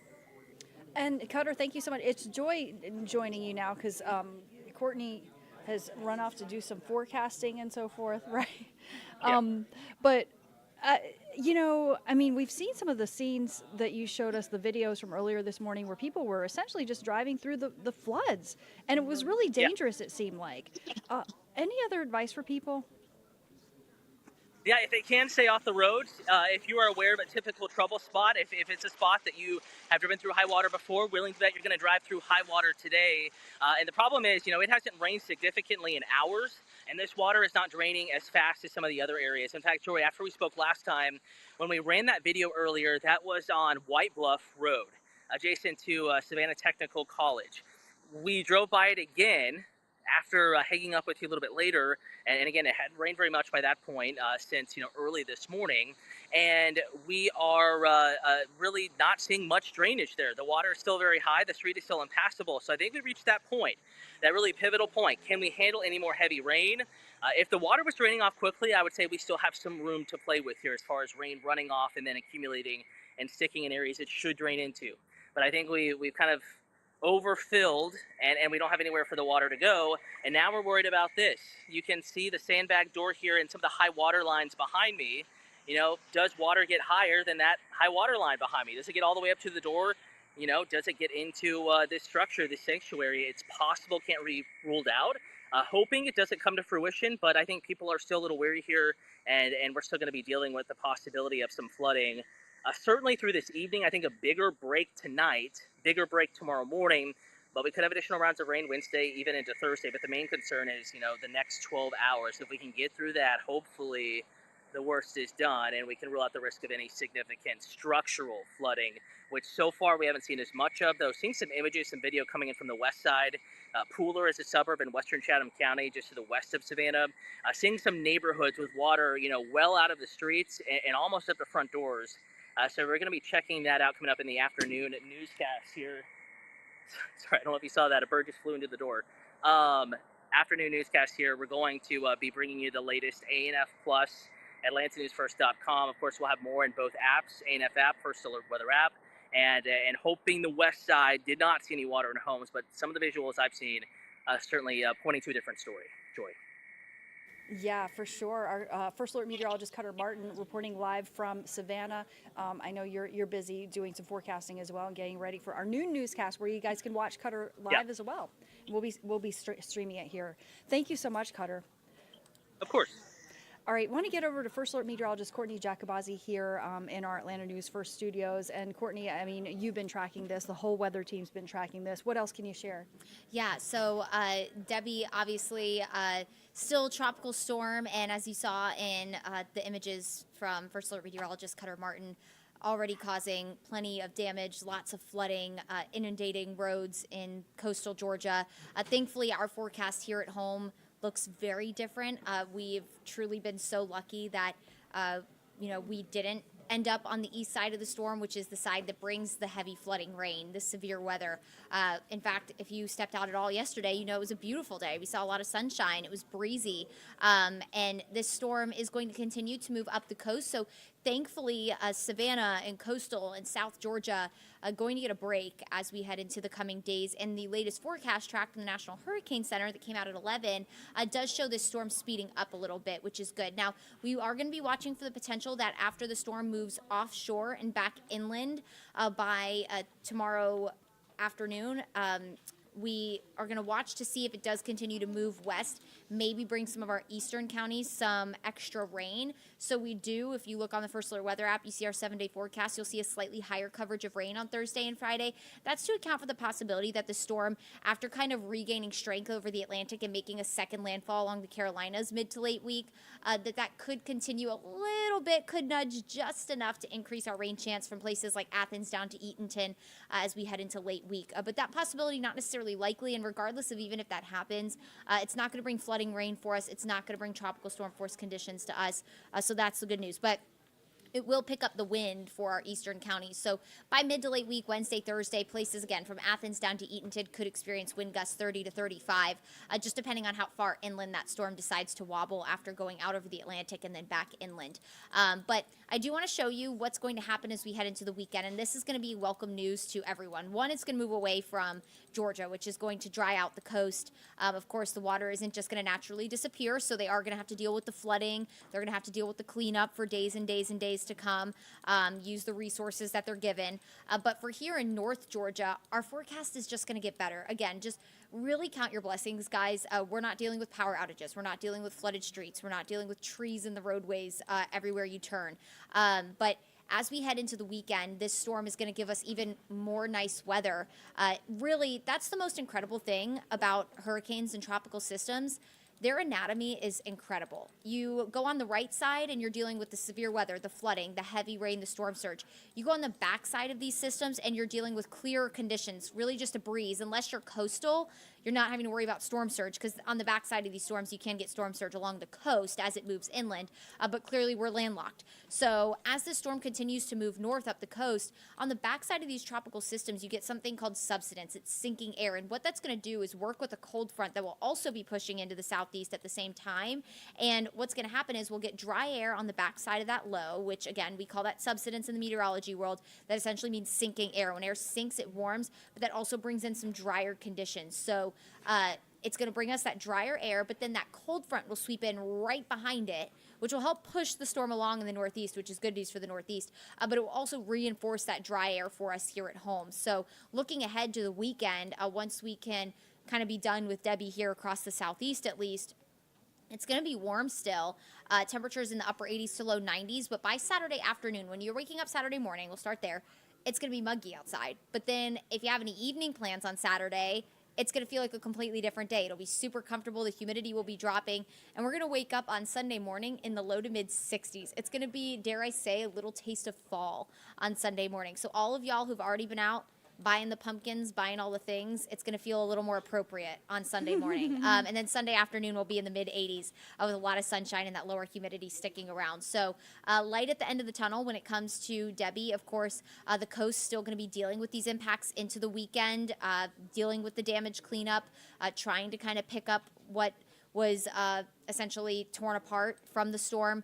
But, you know, the forecast will trend much better, not only for coastal Georgia, but especially for us here at home.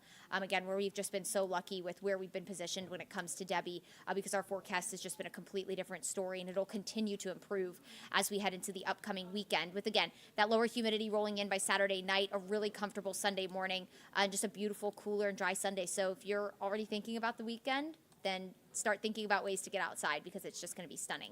So far, when it comes to our hurricane count, let me go forward. I just went back again too quickly. When it comes to our hurricane count, we've officially had 2 named storms, or 2 hurricanes, excuse me. We've had 4 named storms. We've had Beryl, of course, was our one major hurricane, and thankfully we haven't had any more of those form, but of course we are still early in the season. In fact, August is when you typically have the highest uptick in tropical activity. We have a disturbance that's out in the kind of near the Lesser Antilles that's supposed to move closer to the Yucatan Peninsula, Mexico area. Here's a list of the names. So next will be Ernesto and Francine, and we'll continue through the list and see how far we get. This is supposed to be a pretty hyperactive season.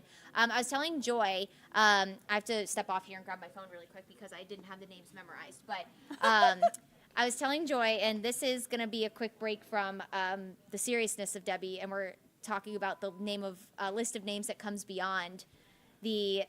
So say we get all the way to William, right, and another storm forms. We used to go into Greek names, Zeta, Ada. You remember those? Well, they decided that's just a little too confusing. So they created a secondary list of names just in case we go beyond this list. And some of the names on there, okay. Braylon is one of the names. Very, again, like a little more modern, a little more millennial. We have Gemma, we have Isla, Kenzie, Michaela, Nolan, Pax, Sophie. Like, so the names are starting to become a little bit more, you know, like generational to us. Hence, the millennials have entered the chat at the National Hurricane Center. Oh, my goodness. So those are the names that we will see on the list if we go past William, which we're not hoping to do that. This is supposed to be a hyperactive season, or an overactive season, but hopefully we won't get all the way through the list to William to have to go into the Braylons and Paxes and all the things. But yeah, so some different names on the list now, and they already have the set list of names for the next 5 years. But beyond that, I'm sure we'll start seeing more fun, you know, younger names, a little more unique names start to make their way onto the list. So here's a look at that disturbance that we're watching just west of the Lesser Antilles there. Kind of south of San Juan. It's supposed to move into the Yucatan Peninsula. It doesn't look like it's going to have much of a chance to develop. But again, this is the time of year that we should be seeing more of this, where we'll start to see more disturbances and invests. And just in case, I know there's a lot of hurricane and tropical system jargon that gets thrown around. When you hear things like Invest 92L, Invest 94, essentially it just means it's an area that the National Hurricane Center is investigating, just to kind of clear that up for you. So next time you hear us say something like that, you know what it means. And this is the time of year where we'll start to see that activity really start to ramp up until we head into September, which is the peak of hurricane season, mid-September, before things start to kind of quiet down as we start to, essentially the Earth starts to tilt on its axis away from the sun and temperatures start to cool down. That allows the ocean temperatures to start to cool down, all those things. But yeah, that's what we're looking at in terms of hurricane season. Debby, of course, causing lots of problems. Joy, would you mind pulling up First Alert Radar for me? Yes. That would be awesome. Yeah, so there's Debby, just to kind of circle back.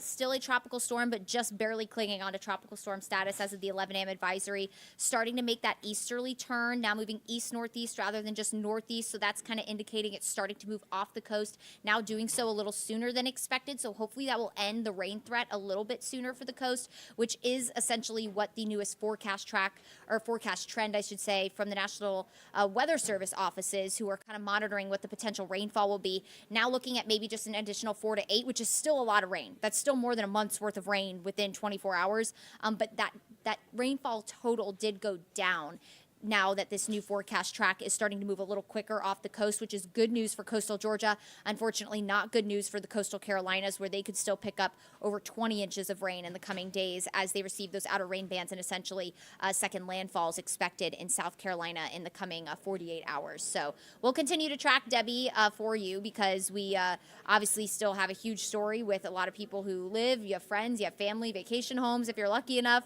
along the coastal Carolinas and coastal Georgia. Of course, Joy, as you know from covering tropical systems in your career and being here in the Southeast and covering them and reporting on them here at Atlanta News First Plus, even after the storm goes away, it doesn't necessarily mean that it's over, because then you have to start to go into recovery mode, right? And we've been seeing that. We saw that with Brian Kemp, who's already kind of getting resources ready for us.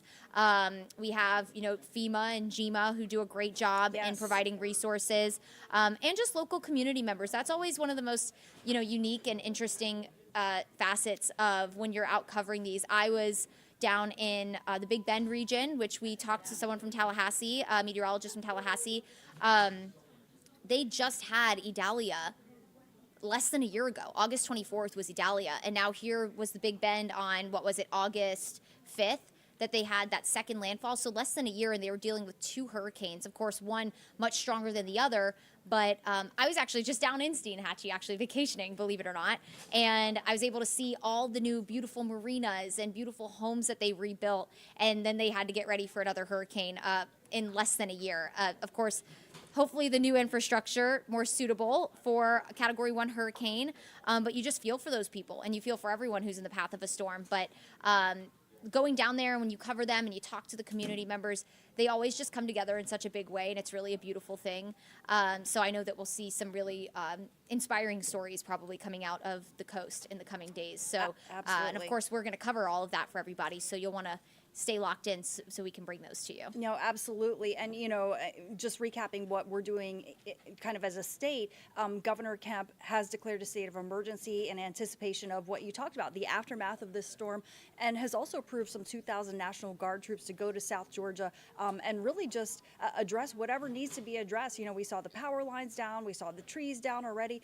I want to get now to this report put together by Atlanta News First reporter Rebecca Schramm, taking a closer look at that.